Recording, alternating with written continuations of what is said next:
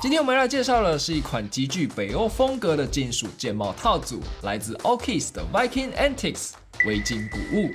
整体仿旧的设计风格，加上刻印的卢恩符文，让它充满浓厚的历史氛围。加上适当的套件配色，可以让你的键盘原地升级成为艺术品。如果你是客制化键圈玩家，想要跳脱 ABS、PPT 的舒适圈，又追求独特的设计和高端的质感，那么这套金属键帽或许是一个非常好的选择。那么接下来将由 YC 我来向大家介绍这套维京金属键帽有哪些特殊的设计和不同材质的打字音比较，还有最重要的使用体验。那影片最后呢，也会有预购 VIP 的相关资讯。那如果你想要一个大大的折扣的话，记得看到最后啊。那么我们就来掌声欢迎键帽界的复古艺术品维京古物 Viking Antics。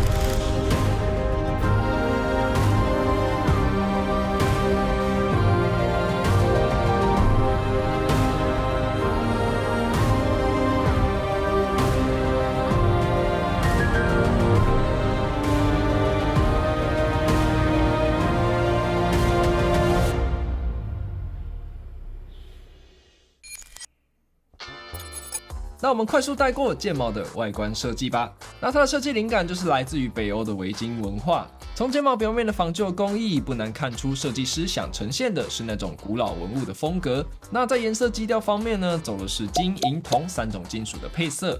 那实物呢会比渲染图还要再深色一些。那材质的部分前面提过，用的是全金属。那金属表面的光泽感能在光源下呈现出不同的反光效果，其金属材质本身也能够带来更沉稳的手感。那表面才复古刷旧的光滑处理，随着使用的时间增加，表面可能会有些微的氧化变化，能够进一步增添古董感。再来，键帽的刻字方式是采用雷射的深雕工艺，能够让刻字不容易磨损。那我自己用指甲狂抠啊，也是没有掉半点屑屑，真的有料。而印字的部分，它有分印有卢恩符文和纯拉丁字母的两种。那如果你会卢恩输入法的话，可以选有印的。个性键帽则是印有维京文化象征的战士、战船、狼和老鹰，另外还有光滑亮面的宝石增补件。那触感呢会比 Base Kit 来得更细致，表面也比较像瓷器的那种光滑的质感。那键帽底部采用的是 MX 的十字轴心结构，能够相容市面上大部分的轴，而里面也内附了一个调整工具，你可以按照想要的松紧度来扩大或是缩紧键帽内的轴心孔。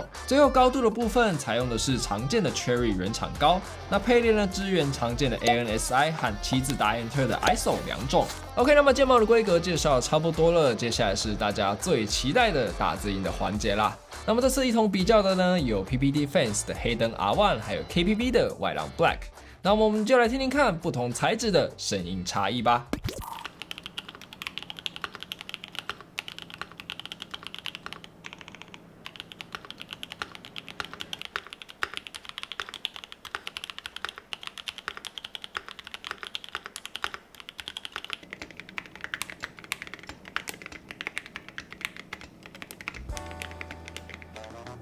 相信大家应该听得出来，就是 Viking Antics 呢，它的声音会比黑灯还有 White on Black 还要再更沉稳、更 stock 一些。那我这边搭配本身就主打闷的 V1 轴，声音的呈现呢会变得闷中带亮。那亮的部分就是来自于金属本身的特性，让单一的闷感做了一点声音的变化。手感方面，我得说，初次体验金属键帽的感觉还是挺不错的。那摸起来触感非常的滑顺呢，在冬天可以体验手指冰冰的不同感受。然后键帽本身的重量呢，比一般的 PPT、ABS 还要重，所以会影响到弹簧的克数。以我自己体感来说，上机用的 V1 轴是原厂的63.5克触底的弹簧，那换上金属键帽后，下来的力度感觉有降到约50克附近。所以如果你想要维持原本轴的下压手感呢，你会需要换上克数高约10克左右的弹簧来抵消重量差带来的影响。再来分享一下我自己的使用感受，那我觉得这套 Viking Antics 呢，得先吹一下它的外观啊，它真的是我目前用过最高级的键帽。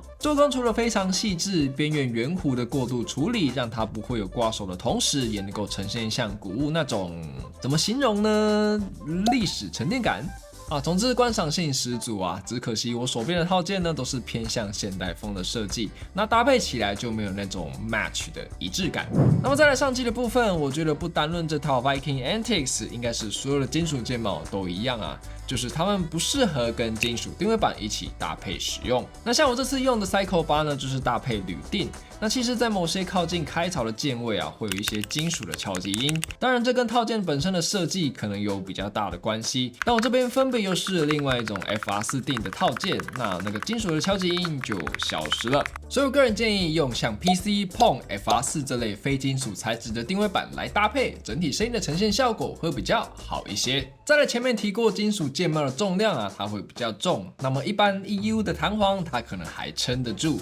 但大件呢，我就遇到一个非常好笑的情况啊，就是空白键的部分弹簧脚嘛弹不起来啦。后来量了其他 PPT 和 ABS 的空白键重量，分别是 5.7 和 6.3 克，但 Viking Antics 的就 31.6 克，整整重了快6倍啊，难怪弹不起来。所以空白键的弹簧部分呢，你可能得往上加个25克左右啊，手感才会回到一般的使用状态。剩下的使用体验，我觉得金属在耐磨度方面绝对会比 PPT 还有 ABS 还要高，更不用说像木头、竹子这类容易被湿气影响的材质。那而安全性方面来说，它也比陶瓷要来得好，至少摔到的时候不会岁岁平安。所以基本上它除了氧化之外啊，应该不存在所谓的寿命问题。那么它这套如果真的放个100年的话，或许真的能够变成一套古物，到时候一定会更有历史感的。OK， 那么本期影片内容就差不多到这边。那如果你对这套 Viking Antics 有兴趣的话，可以前往资讯栏的连结参考看看。那现在众筹还在预热阶段啊，在期间呢，你可以花$2解锁 VIP 的资格，在 Kickstarter 正式上线后，就可以以6折的价格来做预购。除了送你一根金色的空白键呢，还让你省了2000多台币啊！你说香不香啊？那么以上就是本期影片的全部内容。那如果你喜欢我的影片，也欢迎订阅我的频道，未来将会带给大家更多客制化键盘和相关周边的介绍影片。那么感谢你的收看，我是 YC， 我们下次见，拜拜。